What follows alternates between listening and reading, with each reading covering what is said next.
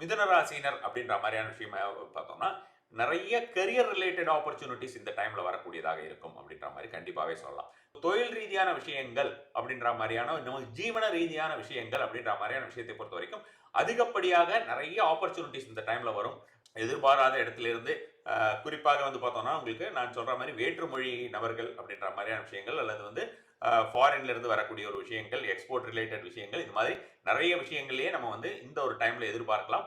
அதிகப்படியாக செல்வம் சேருவதற்குண்டான ஒரு வாய்ப்புகள் அப்படின்ற மாதிரியான விஷயங்கள் வந்து ரொம்பவே அதிகமாக இருக்குன்னு வச்சுக்கோங்களேன். இந்த ஒர்க் லைஃப் பேலன்ஸ் அப்படின்னு சொல்லுவோம்ல, அந்த மாதிரியான அந்த ஒர்க் லைஃப் பேலன்ஸ் அப்படின்ற விஷயத்தை பொறுத்த வரைக்கும் இந்த டைம்ல அதிகமாக வருதுன்னு அதுல ஓவர் இன்டெலிஜென்ஸ் அப்படின்ற மாதிரியான விஷயத்தை காட்டாமல் யூஸ்வலா இப்போ வந்து நம்மளுடைய ஒரு கணவன் மனைவி இடத்திலோ குழந்தைகள் இடத்திலோ நம்ம எந்த மாதிரியான ஒரு அவங்களுக்கு நம்ம வந்து டைம் ஒதுக்கி இருக்கோம், அவங்க கூட நம்ம எவ்வளவு டைம் ஸ்பெண்ட் பண்றோமோ அதே விஷயத்தை வந்து நம்ம வந்து இந்த டைம்ல நம்ம தவிர்த்து விட்டோம் என்றால் இதனால் ஏற்படக்கூடிய ஒரு சின்ன சின்ன விஷயங்களுக்கு உண்டான பதிலை வந்து நம்ம வந்து இதற்கு பிறகு சொல்ல வேண்டிய ஒரு காலகட்டமாக மிதுன ராசினருக்கு இருக்கும்.